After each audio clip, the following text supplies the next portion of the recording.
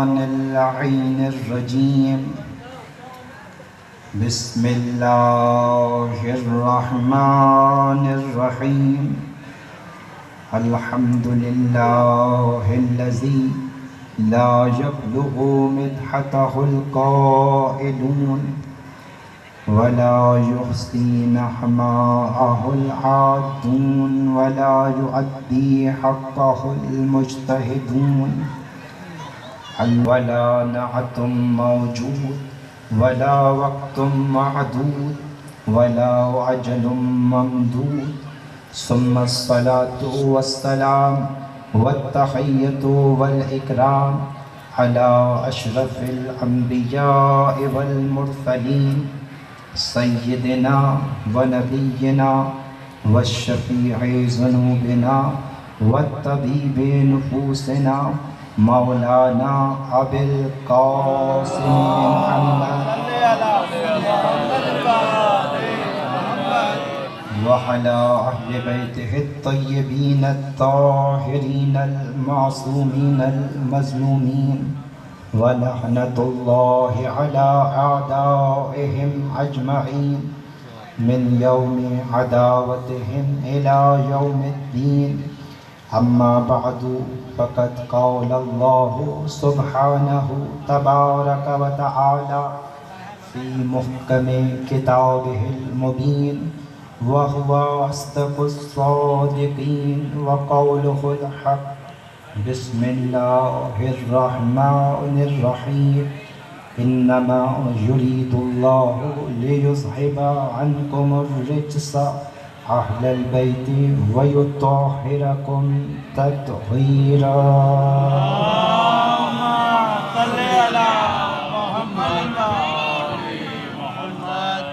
سامعین محترم، سالانہ مجلس عزا ایک بار پھر اور آپ کو اور ہمیں اللہ نے ان خوش نصیبوں میں شمار کیا کہ جو حق کے ذکر میں شریک ہو کر خود کو اس کا شریک بنا رہے ہیں کہ جو لا شریک ہے.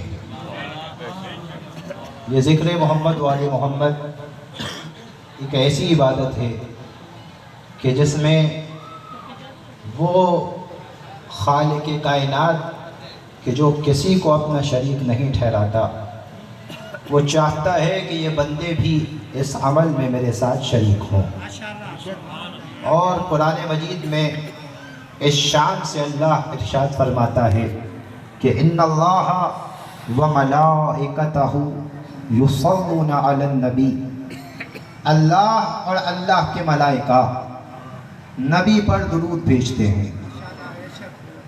یہ ایک ایسا عمل ہے کہ جو اللہ بھی انجام دے رہا ہے، اللہ کے فرشتے بھی انجام دے رہے ہیں. تو وہ کام کہ جو اللہ کر رہا ہے اس میں ملائکہ شریک ہیں. اور اس کے بعد اللہ یہ کہتا ہے کہ یا ایھا الذین آمنوا، اے ایمان لانے والوں، صلوا علیہ وسلموا تسلیما، تم پر بھی لازم ہے کہ تم بھی درود بھیجو. قدسہ بلند ہے، ایک مل کے بلند صلوات پڑھی محمد صلی اللہ علیہ وسلم. تو اب عزیزان محترم، اللہ نے قرآن مجید میں یہ جو آیت نازل فرمائی، اس آیت کو مکتب تشیع کا بچہ بخوبی جانتا ہے کہ اس آیت کو آیہ تطہیر کہتے ہیں. اور یہ آیہ مبارکہ جو نازل ہوئی تو اللہ نے اپنا ایک ارادہ بیان کیا. لوگ اس ذکر میں شریک ہیں، ان کو مد نظر رکھتے ہوئے میں اس کا ترجمہ دہرا رہا ہوں. آپ سے مجھے یقین ہے کہ آپ کو ترجمہ ازبر ہوگا کہ اللہ نے کہا یہ میرا ارادہ ہے. کس اللہ کا ارادہ؟ وہ اللہ کہ جو قرآن مجید میں یہ کہتا ہے کہ اذا اراد شیئا فیقول لہ کن فیکون. جب میں کوئی ارادہ کرتا ہوں تو کہتا ہوں ہو جا، اور وہ ہو جاتی ہے. تو اب جب اللہ یہ کہہ رہا ہے کہ یہ میرا ارادہ ہے تو اب بال برابر بھی شک کی گنجائش نہیں ہے کہ کوئی یہ سوچے کہ کچھ رزق ہو اور اہل بیت سے قریب آ جائے. اس لیے کہ یہ طے اللہ نے کر دیا کہ وہ رزق کو اہل بیت سے دور رکھے گا. اور قرآن مجید کی آیت قیامت تک یہ اعلان کر رہی ہے کہ من جانب اللہ اگر کوئی خود کو طاہر کہنے کا حق رکھتا ہے تو وہ اہل بیت ہیں، جو یہ کہہ سکتے ہیں کہ ہم ہیں اور ہم ہی سے رجس دور ہے۔ اب اگر ان کے سوا کوئی اور خود کو طاہر سمجھتا ہے تو وہ ممکن ہے کہ ہو کسی حد تک، مگر جسے اللہ طاہر قرار دے پھر بندوں کی کوئی حیثیت نہیں ہے کہ ان کی طہارت پہ سوال اٹھائیں اور اعتراضات کریں اور شکوک میں مبتلا ہوں، اس لیے کہ اہل بیت کی طہارت پہ شک کرنا قرآن پہ شک کرنا ہے، اور قرآن پہ شک کرنا توحید پہ شک کرنا ہے۔ لہٰذا جو بھی اہل بیت کی طہارت پہ شک رکھے گویا کہ اس نے اللہ پہ شک کیا، اس لیے کہ اللہ کا ارادہ ہے اور اللہ کا ارادہ ناقص نہیں ہوتا، اللہ کا ارادہ بندوں کے ارادے جیسا نہیں ہوتا۔ آپ اور ہم بھی بہت سے ارادے کرتے ہیں مگر ہمارے ارادے کمزور ہیں، حقیر ہیں، پختہ نہیں ہیں۔ مثال کے طور پہ آپ میں سے بہت سی چیزوں کے ارادے کرتے ہیں، صبح اٹھوں گا تو یہ کام کروں گا، اور جب صبح اٹھے تو جس کام کے لیے اٹھے تھے کوئی ایک ایسا حادثہ پیش آ گیا کہ وہی کام نہ کر سکے، چاہتے تھے کہ یہ کریں گے کر نہ سکے، اس لیے کہ ہمارا ارادہ عمل سے مربوط نہیں ہوتا۔ ہم ارادہ کرتے ہیں پہلے، عمل کرتے ہیں بعد میں۔ مشکل تو نہیں ہو رہی بات؟ ہم پہلے سوچتے ہیں بعد میں عمل کرتے ہیں۔ ہمارا ارادہ اور ہے، اپنے ارادے کو سمجھ کے اللہ کا ارادہ سمجھنے کی کوشش نہ کیجیے گا، ایسے کبھی سمجھ میں نہیں آئے گا۔ آپ پہلے ارادہ کریں گے، بعد میں سوچیں گے، اور پھر اللہ نے وقت نہیں لیا بلکہ جیسے ہی ارادہ کیا ویسے ہی اہل بیت طاہر ہو گئے۔ تو اب سوال یہ ہے کہ اللہ نے اہل بیت کو کب سے طاہر رکھا ہے؟ بات پہنچ رہی ہے؟ کچھ میرے ساتھ بولتے آئیں گے تو معلوم ہوگا کہ عالموں کی باتیں ہو رہی ہیں، جاہلوں کی باتیں نہیں ہو رہی۔ اللہ نے اہل بیت کو کب سے طاہر رکھا ہے؟ تو اب اللہ رب العزت نے ارادہ کیا اور ارادہ عمل میں آ گیا۔ یہ کب سے طاہر ہوئے؟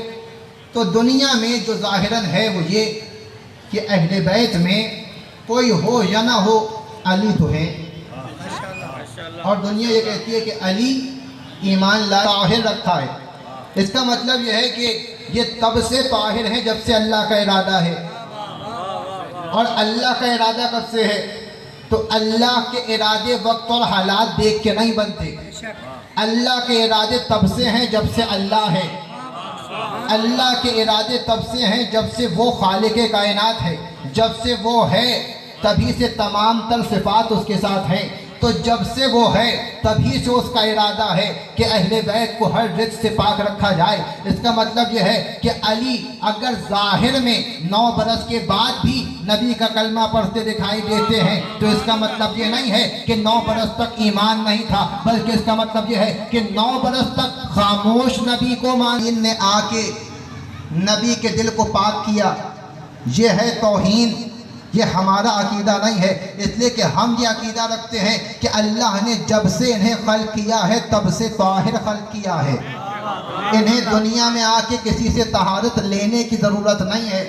جن کے صدقے میں جبرائیل خلق ہوا وہ جبرائیل محمد مصطفیٰ کو کیا طہارت دے؟ خلقت الافلاق، اے حبیب اگر آپ کو نہ بناتا تو نہ زمینیں بناتا، نہ آسمان بناتا، نہ ستارے بناتا، نہ سورج بناتا، نہ چاند بناتا، جب کچھ نہ بناتا تو فرشتے بھی نہ بناتا۔ تو جس کے صدقے میں جبرائیل کو خلق کیا ہو، یہ کیسے کہا جا سکتا ہے کہ وہ جبرائیل آئیں اور میرے نبی کو پڑھائیں، وہ جبرائیل آئیں اور میرے نبی کو طہارت دیں؟ میرے نبی کی ذات کو اللہ نے بذات خود طاہر کیا، اور اہل بیت رسول کو بھی بذات خود اللہ نے طاہر کیا۔ اب یہ ایک علیحدہ بحث ہے کہ اہل بیت میں کون کون ہیں۔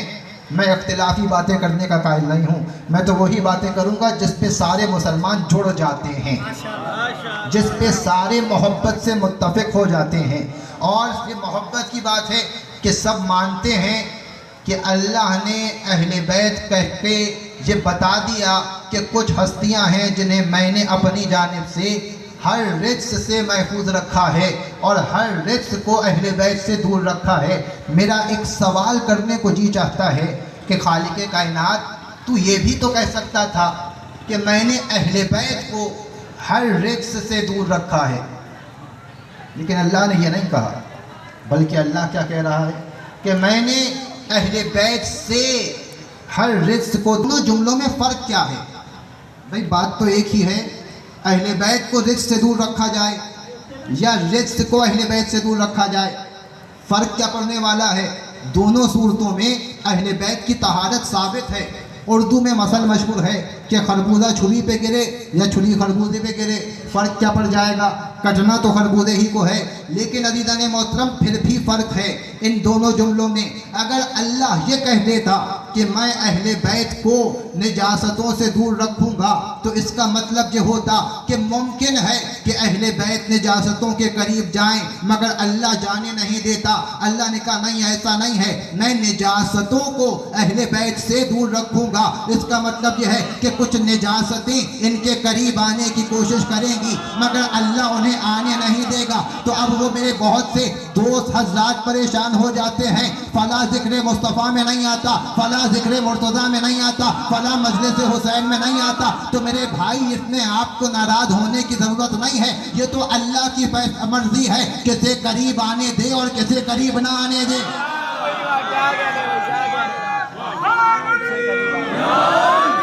یہ خالق کائنات کا فیصلہ ہے، یہ اسی پہ چھوڑ دیجئے، ہمیں ناراض۔ پاک ہوگا تو ذکر محمد میں آ جائے گا، پاک ہوگا تو ذکر مرتضیٰ میں آ جائے گا۔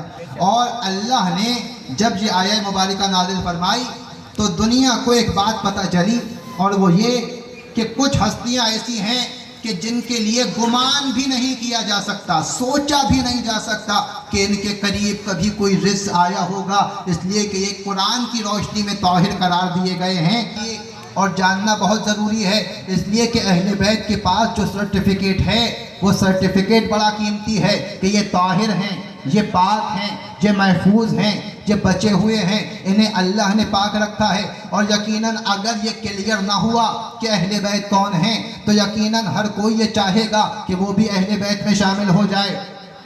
اس لیے اس چیز کو روشن ہونا بہت ضروری ہے کہ اہل بیت میں ہے کون کون۔ تو تاریخ میں ہم نے یہ دیکھا، اور صحیح مسلم میں یہ پوری روایت موجود ہے، امام مسلم بیان فرماتے ہیں کہ ایک دن کچھ یوں ہوا کہ رسول اللہ نے ایک ذوف محسوس کیا، کچھ درد محسوس کیا، کچھ قلب میں ہی اپنی بیٹی کے گھر آئے تو کہا السلام علیک یا فاطمہ، اے فاطمہ آپ پر میرا سلام ہو۔ اور بیٹی نے بابا کو دیکھا تو کہا کہ آپ پر بھی میرا سلام ہو۔ کہا کہ یا فاطمہ انی اجدو فی بدنی ضعفاً، اے فاطمہ میں اپنے وجود میں کچھ ضعف محسوس کر رہا ہوں۔ فرماتی ہیں کہ اعیذک باللہ یا ابتاہ من الضعف، اے بابا میں دعا کرتی ہوں کہ اللہ آپ کو اس ضعف سے نجات عنایت فرمائے۔ کہا کہ ایتینی بالکسائل یمانی، اے میری بیٹی اس ضعف کی کیفیت میں مجھے اپنی یمنی چادر لا دیجئے۔ بیدار ہو کے سنیں گے تو پیغام دوں گا آپ کو۔ اے میری بیٹی مجھے اپنی یمنی چادر لا دیجئے۔ اور جناب سیدہ نے اپنی یمنی چادر اپنے بابا کو لا کے دے دی۔ لطیف بات یہ ہے کہ امام مسلم نے فقط اتنا نہیں لکھا کہ جناب سیدہ چادر لے آئیں، بلکہ یہ بھی لکھا کہ وَلَوْنُهَا أَسْوَدَ، جو چادر لائیں اس چادر کا رنگ کالا تھا۔ کاش کہ آپ بیدار ہوتے میرے ساتھ چلتے۔ جو چادر بیٹی نے بابا کو دی اس چادر کا رنگ ہے کالا۔ امام مسلم کہہ رہے ہیں کہ نبی نے کالی چادر اوڑھی، نبی کالی چادر اوڑھ کے بیٹھے۔ آج جہاں سب کالے لباس میں ہیں، دنیا یہ کہہ رہی ہے کالا لباس نہ پہننا، اس لیے کہ جو کالا لباس پہنتا ہے وہ شیعہ ہو جاتا ہے، جو کالا لباس پہنتا ہے وہ شیعہ ہو جاتا ہے، جو کالا لباس پہنتا ہے وہ شیعہ ہو جاتا ہے۔ امام مسلم کہہ رہے ہیں کہ نبی کالی چادر پہن کے بیٹھے ہیں۔ اب اگر کالی چادر والا شیعہ ہوتا ہے تو ضرورت ہے تو کہیے نبی سب سے پہلے شیعہ ہیں۔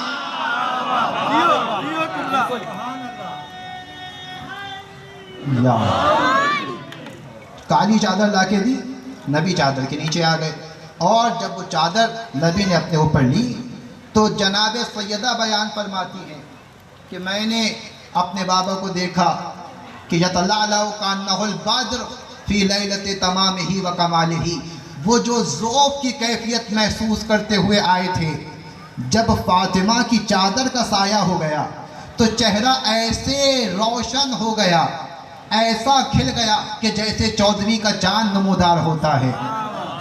جناب سیدہ کی چادر کا اثر یہ ہوا کہ رسول اللہ کو جو تکلیف تھی، جو بیٹی نے بابا کو چادر دی اور بابا کی تکلیف دور ہو گئی، بابا کا درد دور ہو گیا۔ لیکن یہ مسئلہ باپ بیٹی کا مسئلہ نہیں ہے، یہ معاملہ باپ بیٹی کا معاملہ نہیں ہے، اس لیے کہ قرآن مجید میں اللہ نے یہ روشن لفظوں میں کہہ دیا تھا کہ وما محمد الا رسول، محمد کچھ نہیں ہے مگر فقط اور فقط رسول ہیں۔ محمد اپنے مزاج کی ہر کیفیت میں رسول ہیں، کھڑے ہیں تو رسول ہیں، بیٹھے ہیں تو رسول ہیں، چل رہے ہیں تو رسول ہیں، لیٹے ہیں تو رسول ہیں، کسی کو محفل میں بٹھا رہے ہیں تو رسول بٹھا رہا ہے، کسی کو محفل سے اٹھا رہا ہے تو رسول اٹھا رہا ہے، کھا رہے ہیں تو رسالت کھا رہی ہے، پی رہے ہیں تو رسالت پی رہی ہے، ذوق محسوس کر رہی ہے تو رسالت محسوس کر رہی ہے، چادر مانگ رہی ہے تو رسالت چادر مانگ رہی ہے۔ اب مجھے جملہ کہنے کی اجازت دیجئے کہ ذات مصطفیٰ وہ ذات ہے کہ جو کائنات کی مشکلوں کو دور کرتی ہے۔ کائنات میں کوئی اہل ایمان پریشان ہو، نبی سے دعا کرتا ہے، نبی اس کی مصیبتیں دور کر دیتے ہیں، مگر ساری دنیا کی مصیبتیں دور کرنے والا، درد دور کرنے والا، جس چادر کے نیچے سکون پاتا ہے اسے فاطمہ کی چادر کہتے ہیں۔ تو عالم کا بادشاہ، کائنات کا مشکل کشا، رحمت للعالمین، سردار الانبیاء، میرا اور آپ کا رسول حضرت محمد مصطفیٰ صلی اللہ علیہ وآلہ وسلم، محمد وآل محمد، کائنات کے سب سے بڑے بادشاہ کے درد کی دوا کو چادر زہرا کہتے ہیں۔ آ گئے جناب سیدہ کی چادر کے نیچے، اور جیسے ہی چادر سیدہ کے نیچے آ گئے تو اتنے میں گھر میں امام حسن داخل ہوئے اور کہا اے اماں آپ پر بھی میرا سلام ہو، یا قرۃ عینی و ثمرۃ فؤادی، اے میری آنکھوں کی ٹھنڈک، اے میرے کرموں کے پھل، تم پر میرا سلام ہو۔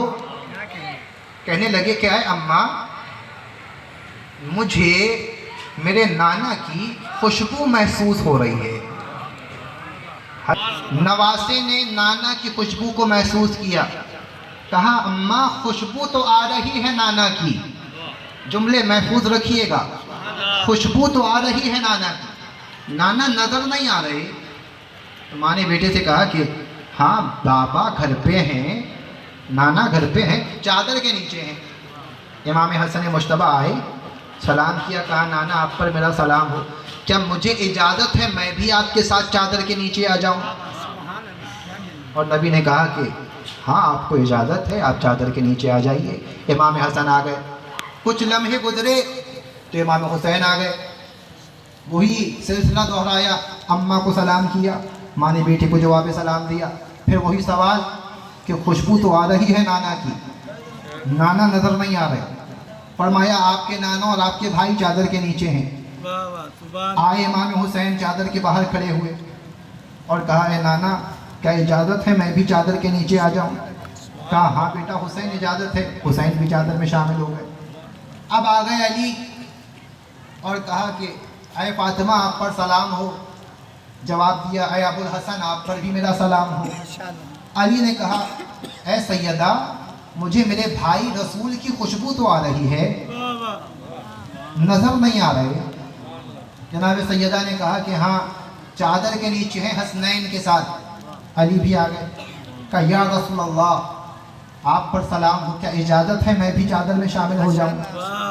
فرمایا ہاں علی آپ کو اجازت ہے، اے میرے بھائی، اے میرے وسیع، اے میرے وزیر، آپ کو اجازت ہے، آپ چادر میں آ جائیے۔ علی آ گئے۔ اب جناب سیدہ کہتی ہیں جب سب چلے گئے تو میں بھی آ گئی، اور میں نے کہا بابا کیا اجازت ہے میں بھی چادر میں شامل ہو جاؤں؟ اور نبی نے کہا کہ ہاں سیدہ آپ کو بھی اجازت ہے۔ آپ نے جملے بہت خاموشی سے سنے اور سننے بھی چاہیے تھے، لیکن اب میں امید کروں گا کہ اب آپ خاموش نہیں رہیں گے۔ حسنین نے کیا کہا؟ اماں نانا کی خوشبو آ رہی ہے، नाना नज़र नहीं आ रहे। अली ने क्या कहा, भाई की खुशबू आ रही है, भाई नज़र नहीं आ रहे। कौन अली कह रहा है? कि वो अली है कि जिससे मिंबर कूफा पे मजमे में से किसी ने उठ के पूछा कि या अली, आपने कभी किसी के सवाल के है? अली मौला ने कहा, इतना बता तेरे हाथ में उंगलियां कितनी हैं? उसने कहा, या अली 5। अली मौला ने कहा, तूने क्यों नहीं सोचा? कहने लगा, मौला इसमें सोचने की क्या बात है, जो उंगलियां हमेशा सामने रहती हैं, मुझे सोचने की क्या ज़रूरत? अली ने कहा, जिस तरह ये उंगलियां तेरी आंखों के सामने रहती हैं, ये सारी कायनात मेरी आंखों के सामने रहती है। वो जो लम्हे में सारी कायनात देख रहा है, वो सैयदा से कह रहा है, मुझे खुशबू तो आ रही है, नबी नजर नहीं आ रहे। कौन हसनैन कह रहे हैं कि अम्मा नाना की खुशबू आ रही है, नाना नजर नहीं आ रहे? तो हदीस में मौजूद है कि वो हसनैन हैं कि जिन्हें झूले में देखा तो नबी ने कहा, इन्नल हसन वल हुसैन, ये हसन और हुसैन वो हैं कि जो झूले में बैठ के लोहे महफूज का मुतालिया करते हैं, तो जो ज़मीन पे बैठ के आसमान पे लोहे महफूज देख ले, वो कह रहे हैं कि हमें खुशबू आ रही है, नाना नजर नहीं आ रहे। तो जहां हसनैन न देख पाए, जहां अली न देख पाए, उसी हिजाब को तो हिजाब खुदा कहते हैं। ये कोई मामूली चादर थोड़ी है। और दुनिया परेशान है, जिब्रील को पूछने की क्या ज़रूरत है? ये तो रोज़ आते जाते हैं, क्या इन्हें नहीं पता नबी हैं, अली हैं, फातिमा हैं, हसन हैं, हुसैन हैं? तो मुझे हवा की झोंकी की तरह जुमला कहना है, अरे जिस चादर के नीचे अली ना पहचान पाए कि कौन है, जिब्राइल की क्या हैसियत के पहचान जाए? जब चादर के नीचे कौन है हसनैन ना देख सके, चादर के नीचे कौन है अली ना पहचान सके, तो जिब्राइल भी ना पहचान सके। और कहा कि या अल्लाह, ये चादर के नीचे कौन है?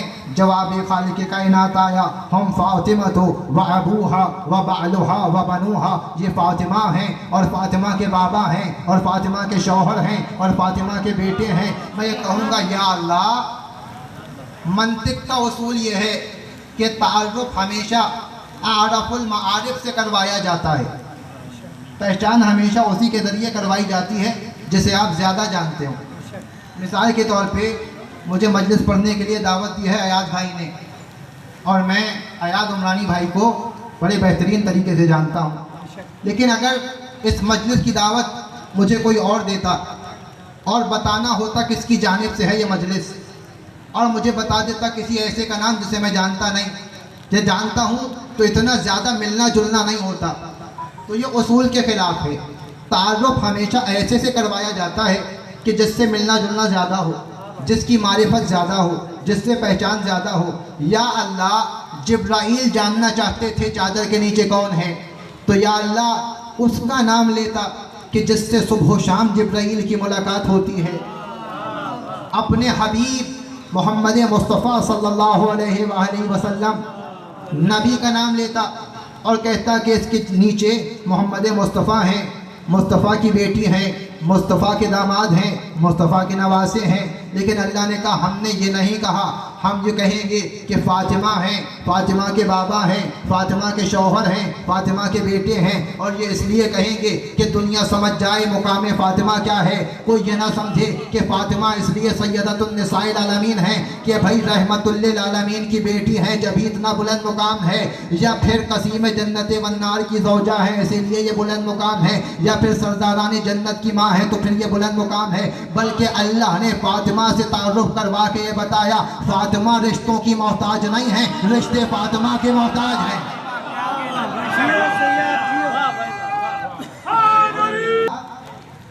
तारुफ तो हो गया कि सैयद जिब्राइल अमीन ने, सरदारुल मलाइका ने, रूहुल अमीन ने कहा कि या अल्लाह अताज़नुली अन अदखुला माअहुम ताहतल किसा, क्या अल्लाह तू मुझे इजाज़त देता है कि मैं भी इनके साथ चादर में दाखिल हो जाऊं? अल्लाह ने कहा, कदरिन बोला का तुझे इजाज़त है, जा सकता है। और जिब्राइल अमीन वहाँ से इजाज़त लेके चले। और हदीस किस्सा ये कहती है कि जैसे ही नबी के हुजरे में आए तो चादर के बाहर खड़े हो गए, और चादर के बाहर खड़े होके कहा, अस्सलामु अलैका या रसूलल्लाह, अताज़नुली अन अकूना माअहुम सादिसा, क्या इजाज़त है कि मैं आपके साथ मिल जाऊं और छठा हो जाऊं? आप खामोश हैं, शायद बात पहुंची नहीं। پہلے آسمان پہ اللہ سے پوچھا کیا اجازت ہے چلا جاؤں، اور جب نیچے آ گئے تو جانے کی ضرورت نہیں کی، بلکہ پہلے پوچھا یا رسول اللہ اجازت ہے کہ آ جاؤں۔ ارے جب اللہ سے پوچھ لیا تو پھر رسول اللہ سے دوبارہ پوچھنے کی ضرورت کیا ہے؟ کہا تمہیں ادب سکھا رہا ہوں، تمہیں تہذیب سکھا رہا ہوں، تمہیں آداب سکھا رہا ہوں کہ مقام رسالت کیا ہے۔ اگر حکم اللہ بھی دے تب بھی نبی سے پوچھے بغیر نبی کے حجرے میں آنے کی اجازت نہیں۔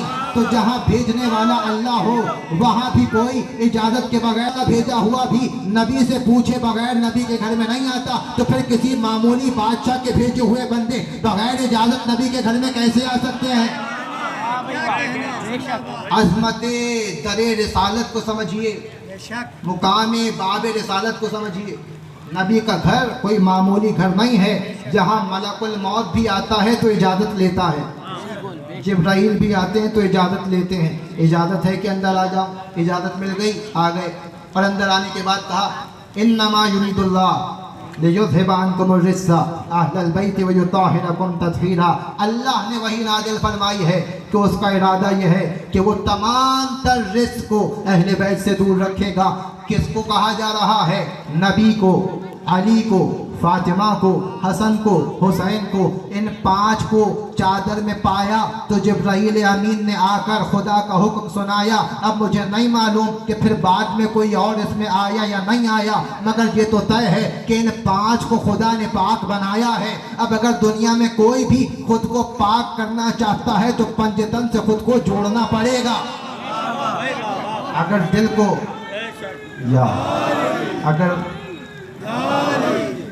اگر دل کو پاک کرنا ہے، اگر وجود کو پاک کرنا ہے، اگر فکر کو پاک کرنا ہے، اگر کردار کو پاک کرنا ہے تو طہارتوں کا مرکز ہے پنجتن کی ذوات مقدسہ، اور جب تک ان سے نہیں جڑیں گے دنیا کی کوئی طاقت پاک نہیں کر سکتی۔ ارے کتنی طاقت ہے نام محمد مصطفیٰ صلی اللہ علیہ وآلہ وسلم نے کہ حکم شرعی یہ ہے کہ اگر کوئی کلمہ نہ پڑھے تو وہ نجس العین کے برابر ہے۔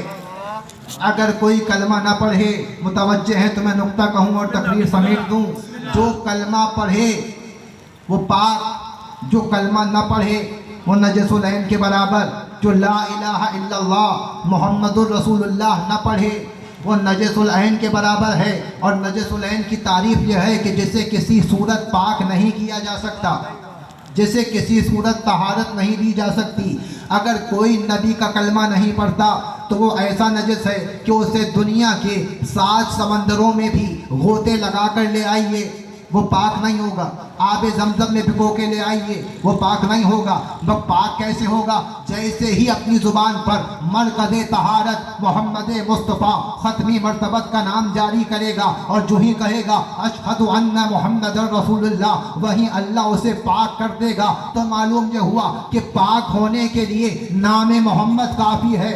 دل میں نام محمد رکھو گے تو خدا تمہیں پاک کر دے گا۔ اب آئیے ذرا تاریخ کا مطالعہ کرتے ہیں۔ تاریخ یہ کہتی ہے کہ جیسے ہی حضرت عبداللہ کے گھر میرے نبی کے نور کی آمد ہوئی، ہو ہی رہا تھا کہ اتنے میں علی کے بابا ابو طالب کی آمد ہوئی اور فرماتے اے بابا عبد المطلب، میری تجویز یہ ہے کہ اس کا نام محمد رکھا جائے۔ تو جو ایک بار نام محمد لے وہ ہو جائے پاک، اور جس نے نام محمد رکھا ہو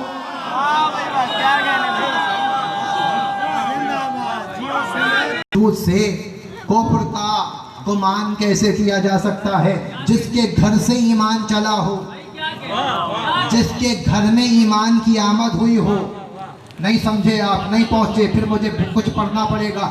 جب نبی نے خندق میں عامر ابن ود کے مقابلے میں شیر خدا کو بھیجا، اس لیے کہ کوئی نہیں جا پا رہا تھا، تو کہا کہ علی آپ جائیے، اور مولا علی نے چلنا شروع کیا۔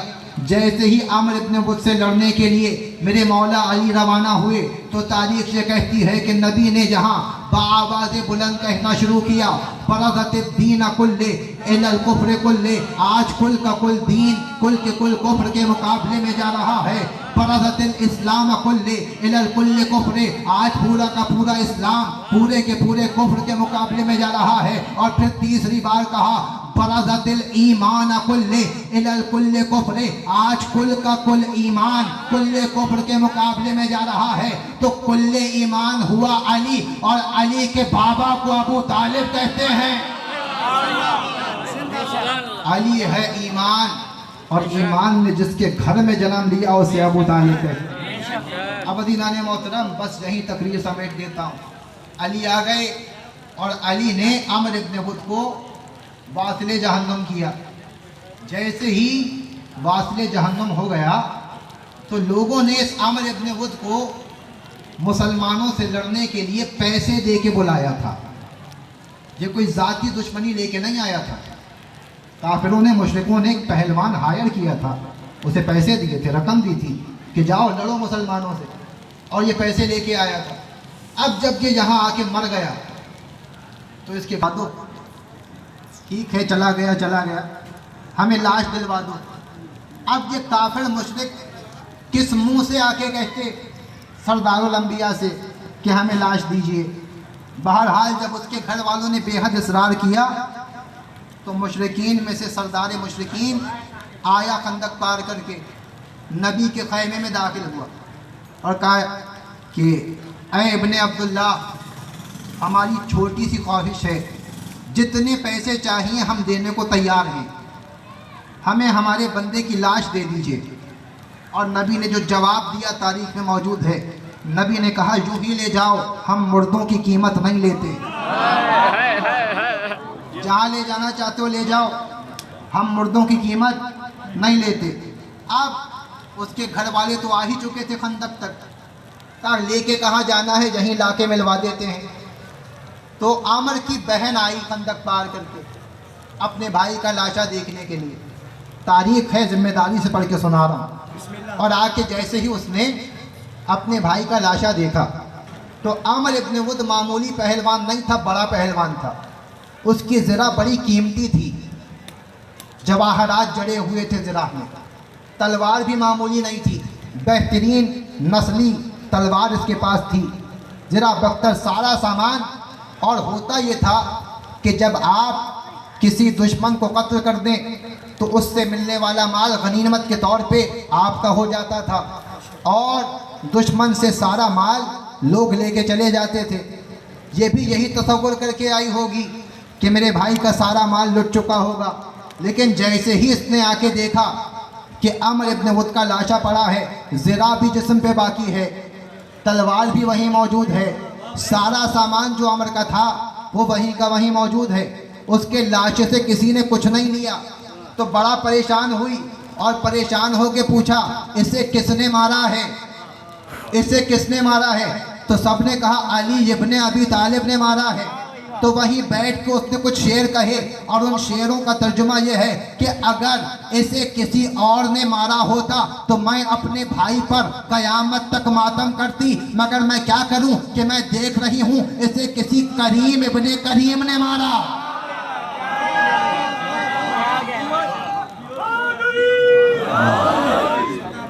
यह है मिराज मौलाए कायनात का।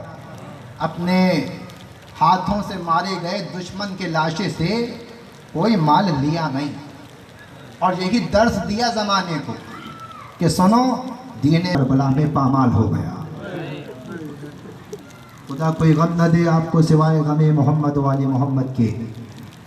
हमारा ये एहतजाज ही इसी वजह से है कि जिस दीन ने हमें इंसानियत का दर्स दिया, जिस दीन ने हमें मोहब्बत का दर्स दिया, हाँ उसी दीन के मालिकों के घर ये हादसा हुआ कि उसी के नवासे को गरीबुल वतन बनाया। अपने वतन को छोड़ के हुसैन करबला आ गए, मदीना रहने के काबिल कहाँ रहा। दुश्मन आमादा हैं कि कब हुसैन का सर कलम करें। हुसैन ने मदीना छोड़ दिया, करबला में आ गए, मगर करबला में भी नबी के नवासे को चैन कहाँ मिला। हाँ, करबला के सहरा में भी फ़ौजों ने आले मोहम्मद को घेरे में ले लिया। नबी का नवासा दुश्मनों के नरगे में आ गया। और मेरे मौला ने बारहा एक सवाल किया کہا تم جو میرے قتل پہ آمادہ ہو، اتنا بتا دو کیا میں نے تم میں سے کسی پر کوئی ظلم ڈھایا ہے؟ کیا تم میں سے کسی کو کوئی اذیت دی ہے؟ کیا کسی کا کوئی حق کھایا ہے؟ کسی کے پاس کوئی جواب نہ تھا، ہاں فقط ایک جواب دیتے تھے، بغضاً لأبی، یہ آپ کے بابا کا بغض ہے جس کا انتقام ہم آپ سے لینے کے لیے آئے ہیں۔ کربلا میں میرے مولا کو حصار میں لے لیا اور ایسے ظلم ڈھائے گئے کہ آپ تو سنتے ہیں تو آنکھوں سے آنسو بند نہیں ہوتے۔ ہاں میرے مولا نے تو کربلا میں وہ ظلم دیکھے ہیں۔ ہاں عزیزان محترم، ایسی مصیبتیں میرے مولا حسین نے دیکھی ہیں کہ دیکھیے آج اگر کسی کے گھر میں کوئی جنازہ ہو جاتا ہے نا تو انسانیت کا تقاضا یہ ہے کہ اگر وہ دشمن بھی ہے تو اس کے پاس جاتے ہیں، اس سے گلے لگاتے ہیں، اس سے محبت کا اظہار کرتے ہیں، تمہارا اپنا چلا گیا، تمہارا پیارا چلا گیا۔ اور پیارا جب کوئی بچھڑ جائے تو دل کو بڑی تکلیف ہوتی ہے، دل کو بڑا درد ہوتا ہے، انسان کے لیے وہ مرحلہ برداشت کرنا بڑا مشکل ہے۔ کسی کے گھر ایک موت ہو جائے تو تقاضا یہ ہے کہ لوگ اس کے پاس جائیں، اس سے تعزیت کریں، اسے حوصلہ دیں، اسے ہمت دیں۔ اور کسی کے گھر 2 موتیں ہو جائیں تو پھر اس کے تقاضائے ہمدردی بڑھ جاتا ہے۔ اور اگر کسی نے فجر سے عصر تک اتنے لاشیں اٹھا دیے ہوں کہ کمر ہی ٹوٹ جائے اور سیاہ بال سفید تبدیل ہو جائیں، اب سوچئے تو صحیح کہ اس کے لیے کتنا تقاضائے ہمدردی ہوگا۔ ہونا تو یہ چاہیے تھا کہ دنیا اس کے پاس آتی، سینے سے لگاتی اور کہتی کہ ہم آپ کے درد میں شریک ہیں، مگر ہم نے کربلا میں یہ دیکھا کہ وہ مظلوم کہ جب اپنے بھائی کا لاشا دفنا کے خاک جھاڑ کے آیا اور کہا حل من ناصر ینصرنا، حسین اکیلا پکارتا رہا مگر کوئی حسین کی مدد کے لیے نہیں آیا، کوئی حسین کا ناصر نہ رہا۔ اور حسین نے کوئی معمولی لاشیں نہیں اٹھائی، حسین نے ایک پھول کا لاشا اٹھایا ہے، حسین نے ایسے پیاروں کے لاشیں اٹھائے کہ جو حسین کے دل کے بڑے کلیجے۔ اور پھر میں تقریر تمام کر دوں۔ حسین کے ایک ساتھی ہیں جن کا نام ہے سعید۔ جب کربلا میں جنگ شروع ہو گئی نا، جنگ چل رہی تھی کہ نماز ظہر کا وقت ہو گیا، سعید نے کہا کہ مولا وقت نماز ہے، میں چاہتا ہوں کہ نماز جماعت کے ساتھ پڑھی جائے۔ میرے مولا حسین نے کہا اے سعید تمہاری خواہش بجا ہے، ہم اسے پورا کرتے ہیں۔ صف بنائی، مگر یزیدیوں سے ظلم ہونا بعید نہ تھا۔